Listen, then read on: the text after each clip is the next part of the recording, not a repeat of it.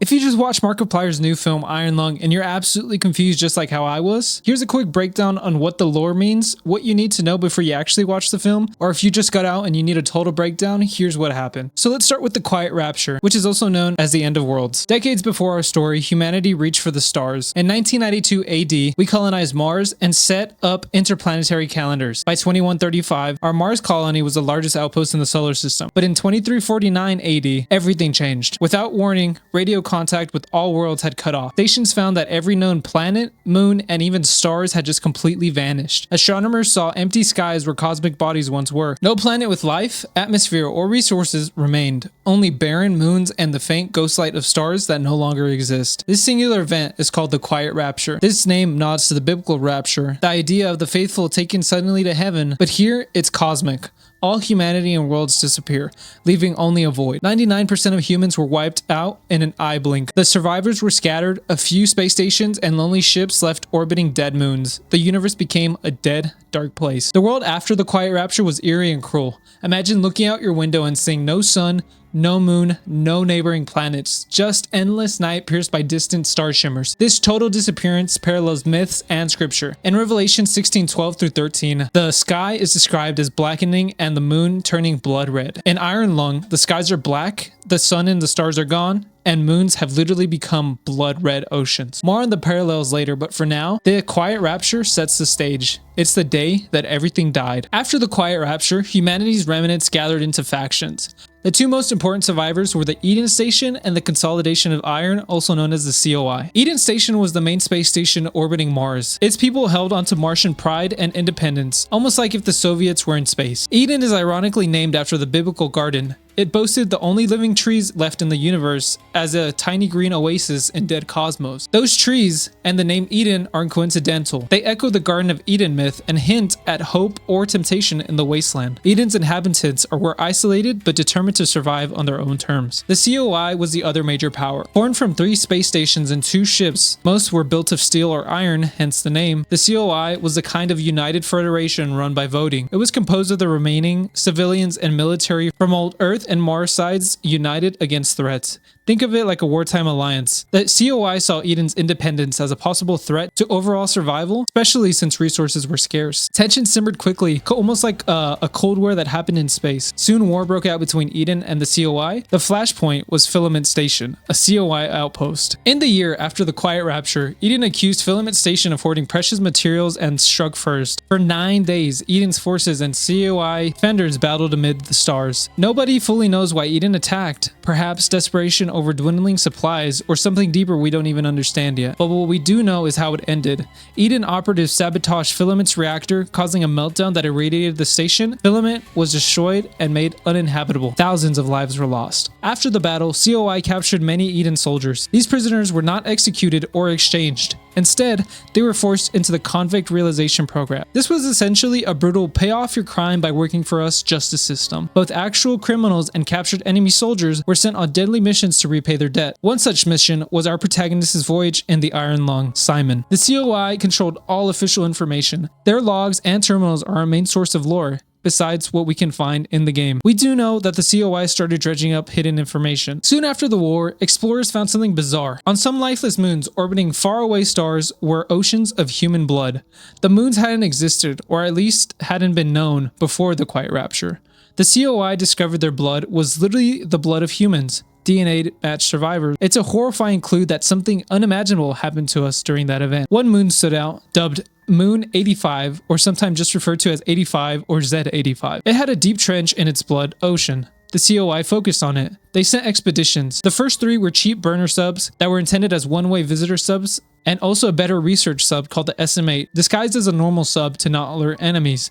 The cheap subs and the Iron Lung, which Simon was a part of, were never expected to return. Although the SM8 had vanished and the hull was torn to shreds and something had attacked it from the depths, and it never returned as well. The COI didn't seem shocked. It was like they expected this. Maybe they knew something was down there. And now our game/movie protagonist Simon is sent down in the SM-13 Iron Lung, essentially a one-way trip under the guise of exploring and possibly saving humanity. The reality is more grim. The COI says, take pictures of those anomalies or die trying. We don't really care if you come back. A note in the sub bluntly states, this is not an expedition, it's an execution. They don't want you back. If you come back, great. they'll have kept their promise. But if you don't, well, they'll have their execution. You call this freedom? A few dying ships and a sea of dead stars? If there still is hope, it lies beyond the veil. I will choose to breathe my last here at the bottom of this ocean, unseen and unheard. So that sets the stage. A dead universe, two factions at each other's throat, and explorers being dispatched to the Blood Moons as essentially suicide missions. Now let's see what's actually down there. If you're like me and you just wanted to know what they were actually looking for, there's a bunch of anomalies tied to the game and lore, like Anomaly 5 and Anomaly Line, which are bizarre ruins that are carved into the moon's rock, which are basically shrines and temples, suggesting that the COI knows that there's some hidden temples down there. There's also a bunch of massive bone and skeleton remains. At several points when taking pictures down there, they see large vertebrae and rib cages, indicating that there's something down there predatorial, which we refer to as the frog and the dragon. There's also a couple of lifelike organisms called worms or hoses. They're pale and white and seem to be swimming around almost like parasites in the blood. And just like I mentioned, it's not just ruins and rocks down there. There are two main creatures, the frog and the dragon. One of the photographs in the briefing shows bones and an outline of a creature with a giant bulbous head and dangling limbs. It is nicknamed the frog, but it looks nothing like a frog, to be honest. It kind of looks like a bulbfish or an anglerfish. We first glimpse it as a shadowy figure in the background of a photo. The frog likes to watch out from dark corners of the trench. It stalks the sub silently, and we hear its menacing splashes and groans on the sub's external mic. Occasionally, it lunges to batter the hull, and it almost seems supernatural. The name is telling. In Revelation 16:13, the Bible mentions unclean spirits like frogs coming out of the mouths of demonic beings. In context, frogs were like unholy omens. Calling this monster the frog hints that it might be a spawn or a servant of something worse, possibly the great dragon. The true horror is the dragon that dwells here, a literal cosmic leviathan. We never see it clearly in normal gameplay, but the clues are everywhere.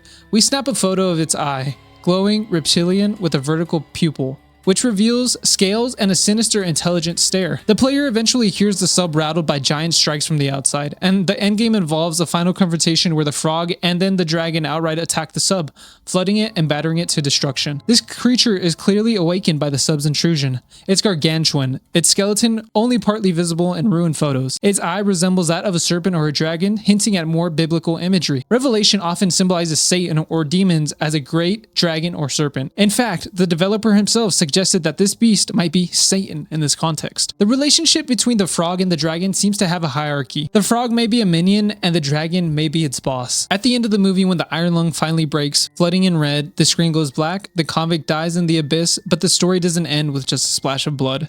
After the expedition, it said that the COI finds the wreckage of SM-13 and SM-8 scattered over the trench. The official record says no photos or logs survived besides what was taken, even though we had seen them survive. The COI remarks ominously, the universe, what's left of it, is dying. But somewhere in the void, there must be hope. But what does hope in the void mean? It echoes the convicted prisoner's dying message about hope beyond the veil. Perhaps the implication is that after death comes something, possibly reunion with lost humanity or something transcendent. Or maybe the only hope is that someone eventually finds answers in those depths. It's deliberately ambiguous and open to interpretation. The game and the film hint that beyond this life's horror, the conscience or soul might slip into some next stage beyond the veil. The game even grants you an achievement at the end called Beyond the Veil once you die. The universe, what's left of it, is dying. Somewhere in the void, there must be hope. It's a bitter but faintly hopeful note. Perhaps humanity's story isn't entirely over, even if the chapter is.